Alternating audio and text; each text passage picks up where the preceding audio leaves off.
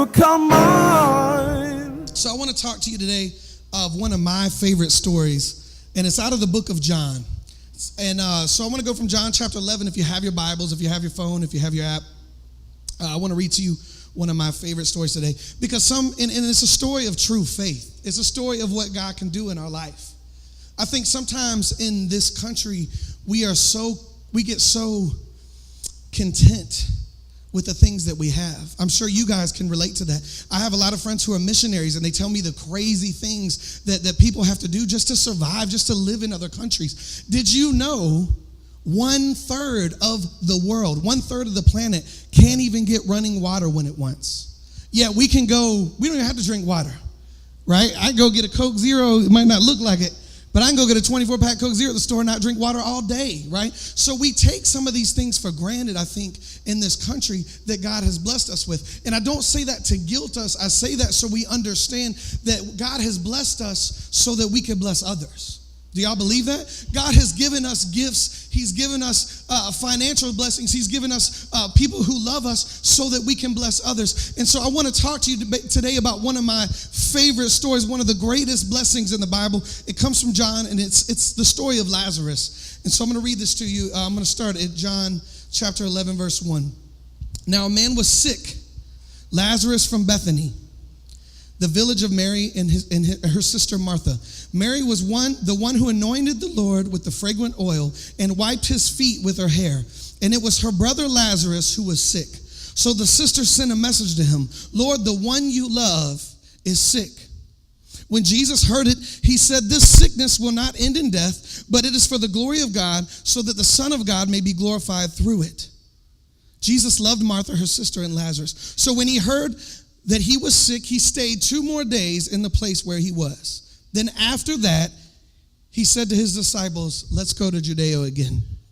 So how many times have we prayed to God? And God tells us, "Oh yeah, I'm going to take care of that." But then we have to wait. Has that ever happened to you? So there's this story. You have Mary, Martha, and they say, "Jesus, the one you love, your best friend in the world, has died." And Jesus' response is, "God, wait, God's going to get the glory for it, but I'm going to wait a few more days." Doesn't that seem counterintuitive to us? Doesn't that seem like Jesus should just go? Jesus should just go right now, should just heal him. And that's why they call Jesus, because they know what he's capable of. So sometimes we have to learn to wait, because God has a bigger plan involved. How many times, I know there's people in this room, I feel this in my heart today, that there's people in this room that have been praying to God for something, and God has promised that it's going to come through, but you're still waiting.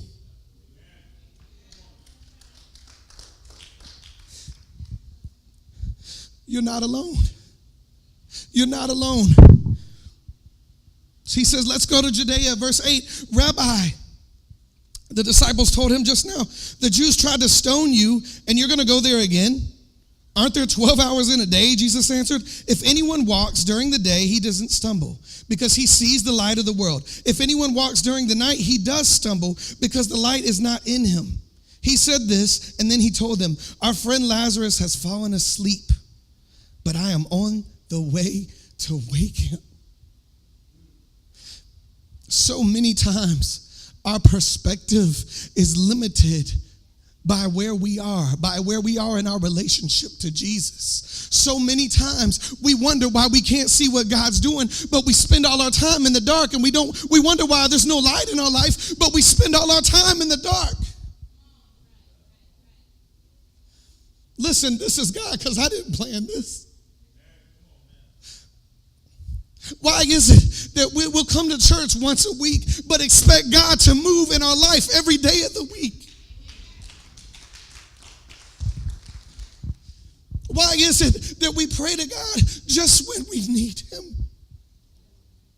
Have you ever had a friend or a child that has only come to you when they need something? How does that make you feel? How does it make you feel? Used? God is not a genie. Aladdin was on the other day, and that's one of my childhood movies. And genie pops out. Robin Williams is crazy. We try to view God as a genie. That God, I just need you to pop up in my life when I need you. And then when I don't need you, I need you to go away because you're making things too complicated for me. So that's what he's telling him here. He says, aren't there 12 hours in a day? When you walk in the day, when you walk in the light, you know what the light is. You know what it looks like. But when you walk in the darkness, you will stumble and fall because you can't see anything around you. That's what we do as the church of God. We forget how powerful our God is. We forget what his light can do, and we walk in our own way. And we can say, God, I'm going to do it my way. And we wonder why things don't come through. Listen, I'm not preaching to you. I'm preaching to all of us today. Imagine if the people of God could grasp that. Imagine if we could understand that the light is for our good. And that's what he says. He says, hang on, because I'm on the way. He tells them, hang on. Lazarus, just hang on, because we're about to be there. I'm on the way. That's what God is telling this house today, that you've been praying for something. And you feel like Jesus just says, I'm going to be there whenever. But right now, he's telling you he's on the way. He's on the way, but in my time, you can't see the things that I see, is what God's saying. You've been walking in darkness too long. So I lived in the city of Chicago for a while. And I lived in downtown Chicago. And there was always light around me, right? There was all these lights. There was buses. Man, and so then I moved to the country in Louisiana, right? I couldn't sleep at night because I didn't hear crackheads and sirens outside. No lie. No lie. I got so used to chaos that I forgot what peace was. I read a cool stat today, or no, it was yesterday. Do you know why pirates wore eye patches back in the day? A lot of people think they just took out their eyes. No, it was so they could see at night. Right? What happens if you close your eyes for a long time in the dark, or you just sit in the dark for a while? Your eyes start to adjust. Our souls start adjusting to the dark, and then we can see in the dark now. Now the dark is comfortable to us, and the light is too bright, and I don't want to go near it. So that's why Jesus says, that's why Paul said that every day we have to take up our cross. Every day we have to remember what light looks like. Every day we have to remember that God is good and that he has a plan, because if we stay in the darkness, you're going to get used to it. Come on, is that not real? Come on, I've been there, y'all. I've lived in the darkness.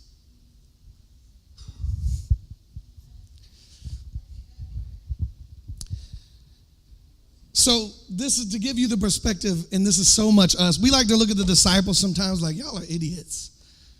Y'all don't know what Jesus is talking about? But we get to read it in a book all the time. We're not that smart because many of us act the same way in real life. Like, listen to this. So he says, our friend Lazarus is fallen asleep, but I'm on the way to wake him. Verse 12, then the disciples said to him, Lord, if he has fallen asleep, he will get up. Jesus, however, was speaking about his death, but they thought he was speaking about natural sleep. So Jesus told them plainly, Lazarus has died. I'm glad for you that I wasn't there so that you may believe, but let's go to him. So now on top of Jesus waiting after Mary and Martha asked them to come, guess what? He says, I'm glad I wasn't there.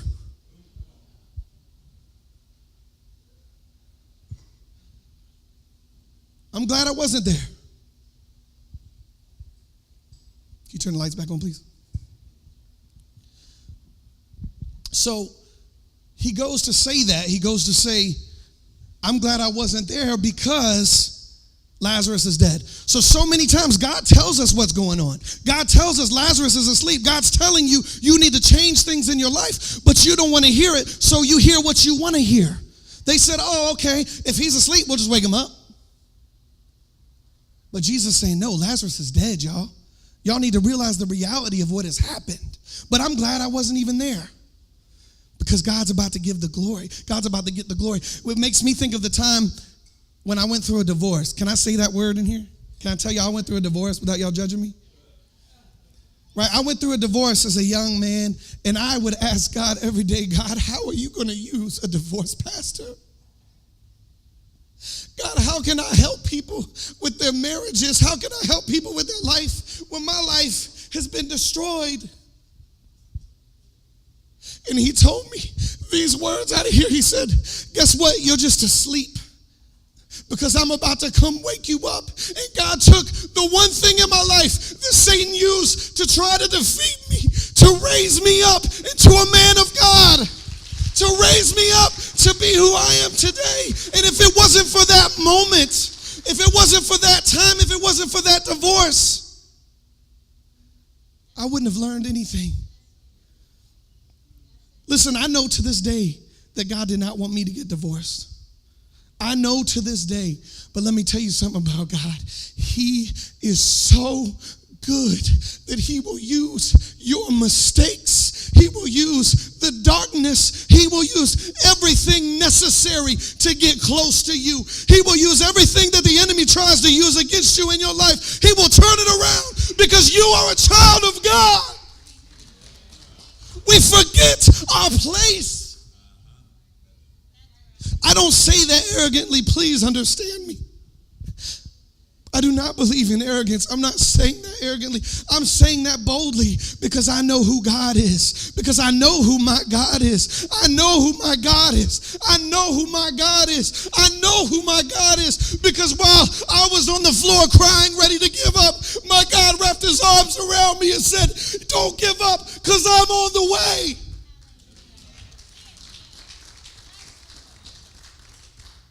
Listen to me. Don't give up today. Don't give up today. Don't give up today, because God is on the way in his time.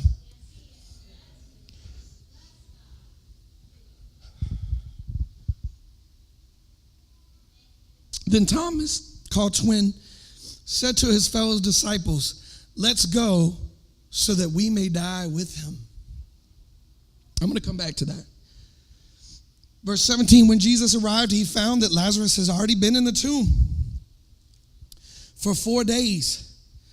Bethany was near Jerusalem, about 2 miles away. Many of the Jews had come to Martha and Mary to comfort them about their brother. As soon as Martha heard that Jesus was coming, she went to meet him, but Mary remained seated in the house.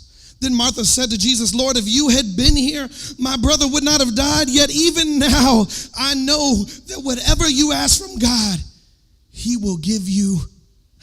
Verse 23, your brother will rise again, Jesus told her. Martha said, I know that he will rise again in the resurrection. At the last day, Jesus said to her, I am the resurrection and the life. The one who believes in me, even if he dies, will live.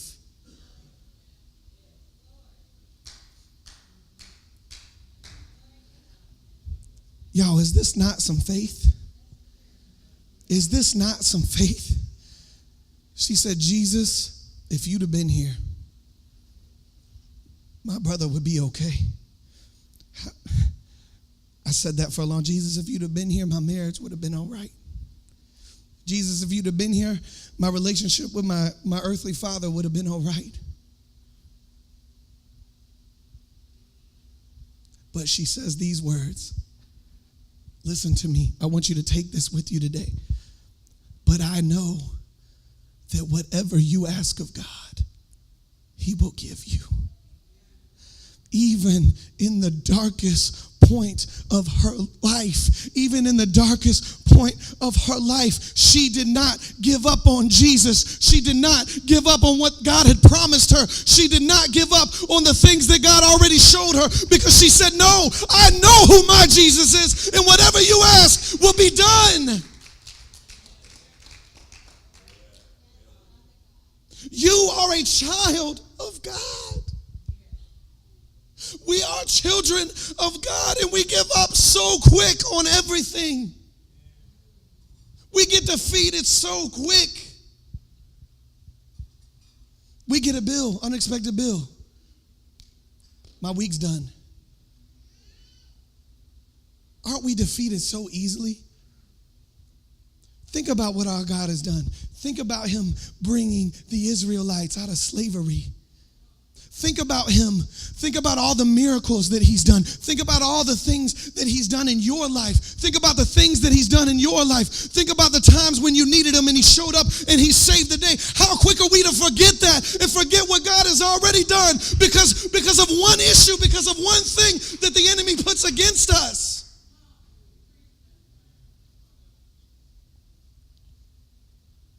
Y'all, I'm a child of God. I'm a child of God. Can I tell y'all something personal? Y'all can hear it. My voice has been going for a long time now. Been a worship leader for like 13 years. And I struggle every day just to talk to people. But I want to tell you this. I already made up my mind. I said, Lord, if my voice goes, you better believe I'm going to learn how to dance. Lord, if my feet go, you better believe I'm going to learn how to paint with my teeth. God, if you take my teeth, I'm going to roll around in your glory. There's nothing that the enemy can bring against me because I have decided that Jesus is who I am and who I want to live like in my life. Do not be crippled by what the enemy is doing, but make a decision today that your faith is going to remain strong. Because let me tell you this, faith the size of a mustard seed can move a mountain.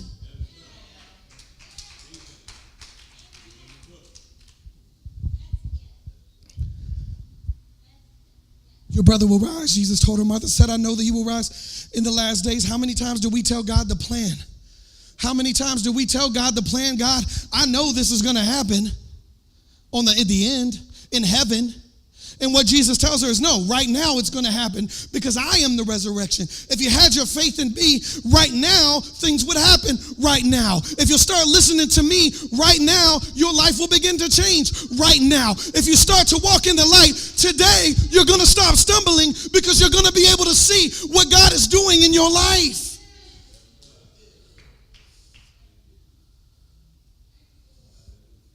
You guys, I'm sick of it. I'm so sick of this culture. I'm so sick of the culture I live in, of my generation and these youth that I'm with all the time. I'm so sick of what the enemy has tried to do. Why is it that we have a church on every street corner in this country, but our culture gets worse every day? Because we're not living in faith. Because we're not living in freedom. Because we like to talk about Jesus, but we don't want to be like Jesus. Listen, I'm sorry. I know this is hard. Please understand my heart today. My heart is for you to be free. My heart is for you to be free, for you to understand that it's never too late. For you to understand that if you have faith the size of a mustard seed, the mountains in your life will be gone. He said, I'm the resurrection. The one who believes in me, even if he dies, will rise. Even when you make a mistake, you are still a child of God. How many times do we carry guilt? How many times do we carry the past around? How many times do we carry the things that God told us to leave behind? And we wonder why we feel so broken and defeated because we've forgotten that we are a child of God, that he is the resurrection. Man, y'all whoa, I want to tell y'all something about church. Can I tell y'all something? I'm going to be honest with y'all. I'm going to get, man, we're on the internet and stuff. I'm going to get all kinds of hate mail or something. A lot of times I don't like church people. I might not have a job. Y'all got to pray for me. Forgive me, man. I like y'all church people. But sometimes I don't like church people. I don't like to be around people in church. Sometimes I just want to go hang out with real people. Because Jesus said, you're either for me or against me. That's the line. In churches, we have become so arrogant. I have played in all kinds. Man, I played in Korean churches. My church in Chicago was mostly Hispanic, mostly Puerto Rican. Man, I've played in all kinds of churches, all kinds of culture. And man, I want to tell you something. The American church is becoming very arrogant. We want to lift people up because they have a nice voice, but we don't care if they're living like Jesus. We want to lift people up because they can preach, but we don't care who they are when they leave this place.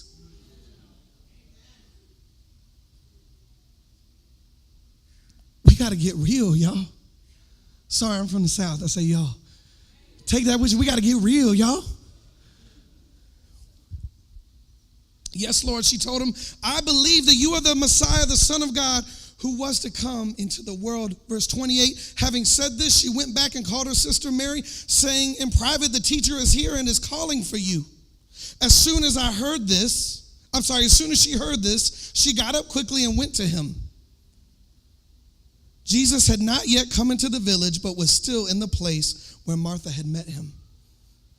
The Jews who were with her in the house, counseling her, saw that Mary got up quickly and went out. So they followed her, supposing that he was going to the tomb to cry there. She was going to the tomb to cry there. When Mary came to where Jesus was and saw him, she fell at his feet and told him, Lord, if you had been here, my brother would not have died. Have we not heard that?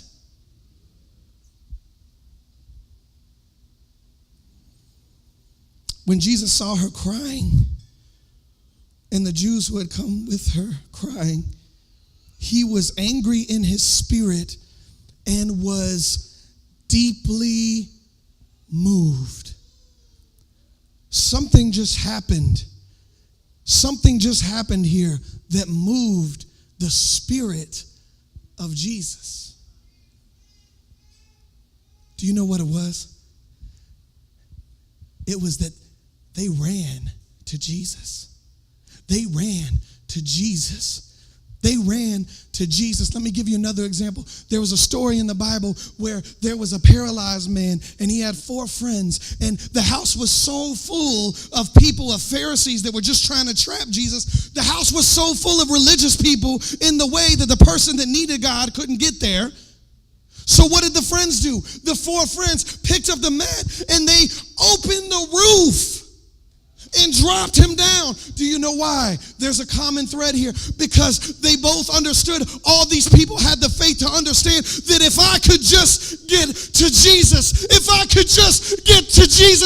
all going to be okay. I don't care if I got to go through a roof. I don't care what's in my way. I don't care what the enemy brings. If I can just get to Jesus.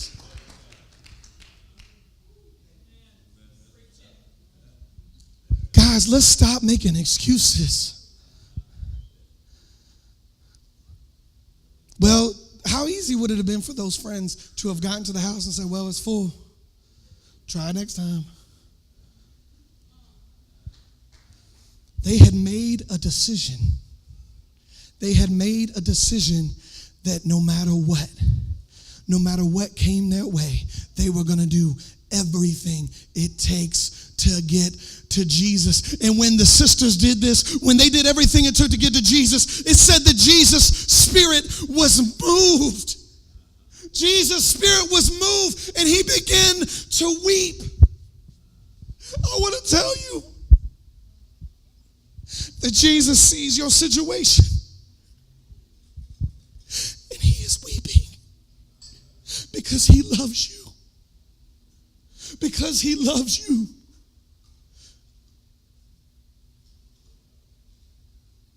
Mark 11:25 says that if you stand and pray in unforgiveness, God can't help you.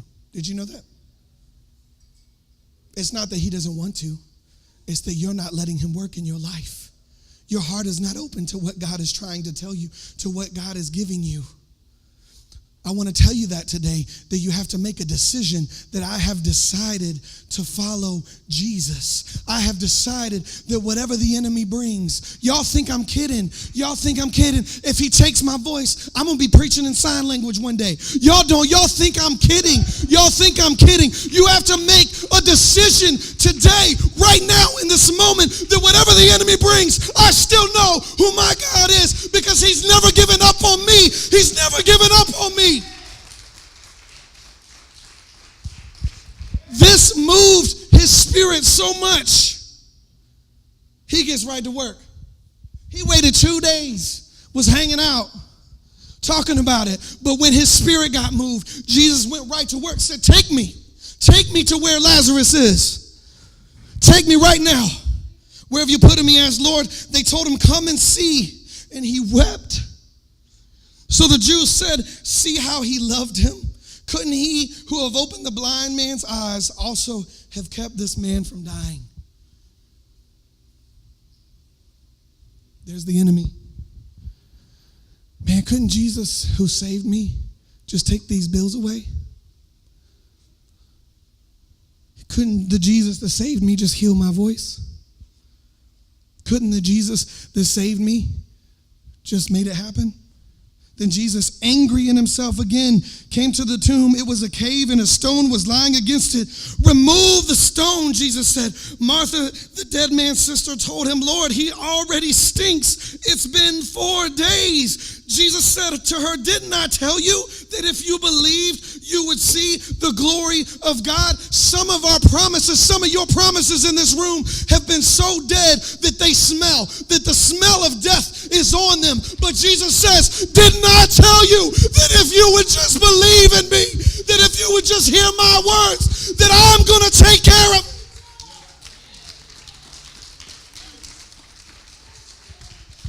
Didn't I tell you that if you believe?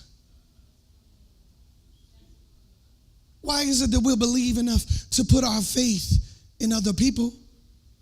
People been letting me down my whole life, and I still put faith in them. We put our faith in the engineers who make our cars, and people crash every day. We put our faith in all these other things. We're so quick to put our faith, our emotional faith, in somebody else. I got to have this girlfriend. I got to have this guy. I got to be married to this. I got to have this. I got to do that. I got to do this.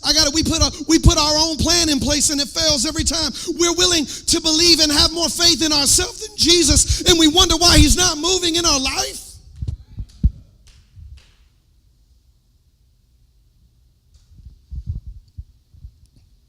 I know this is hard, y'all.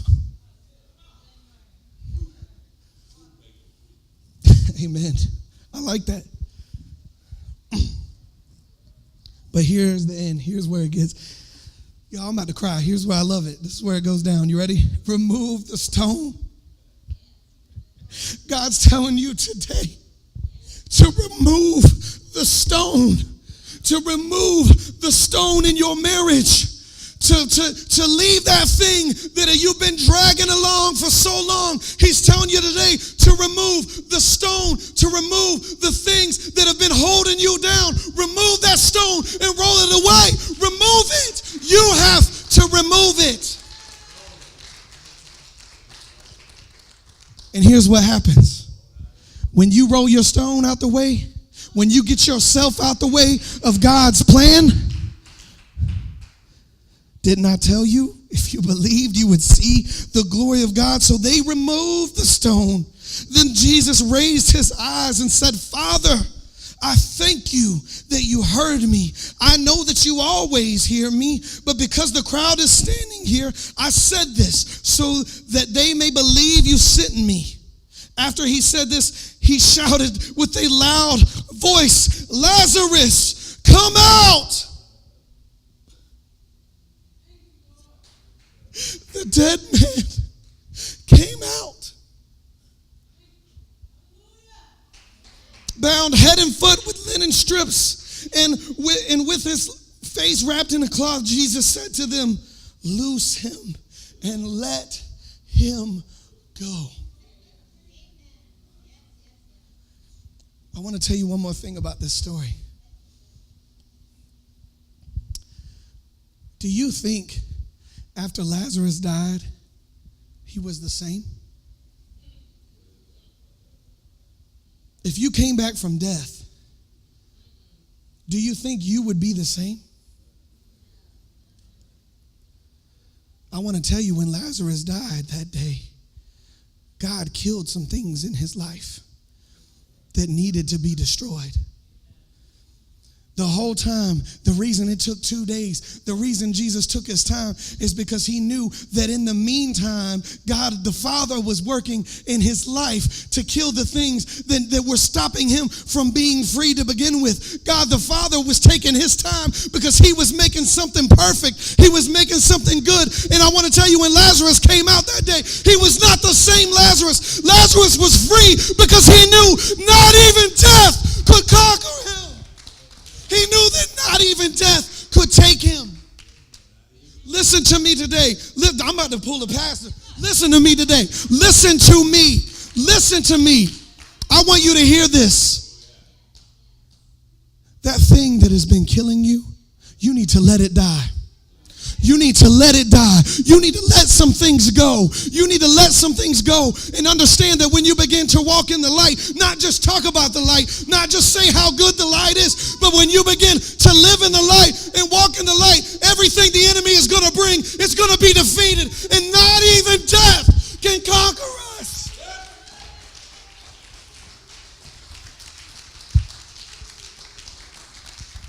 Not even death.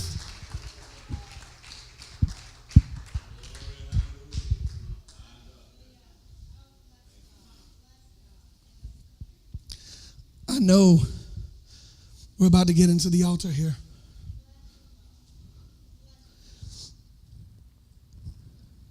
I feel it on my heart right now. There's people in this room that have been carrying around a stone for a long time. There's people in this room that have forgotten who their Jesus is and what he's done for them. There's people in this room that are being attacked by the enemy right now. And I want to tell you something. That if you just believe, you will see the things of God. He says, if you just believe, you don't have to do anything. He says, I'll take care of it if you'll just believe.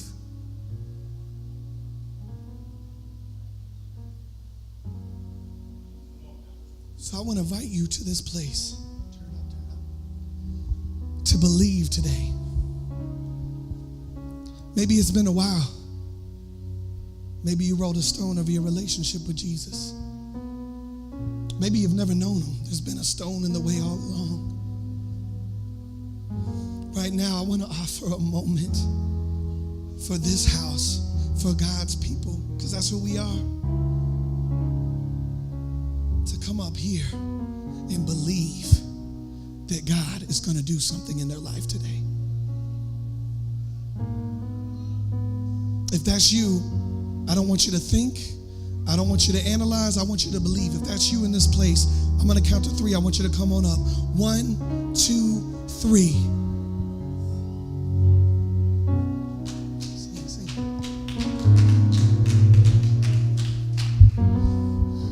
Listen, if you need prayer, we're going to have some prayer. Our prayer team come up. Even where you are, I want you to understand that the enemy has put some things in your life that are going to stop you from getting your blessing, that are going to stop you from what God wants to do. And today, right now, all you got to do is believe. All you have to do is say, Jesus, I can't do it by myself. Jesus, I can't do it on my own. I've been waiting so long, God, that it's starting to smell. But today I believe I'm going to start walking in the light.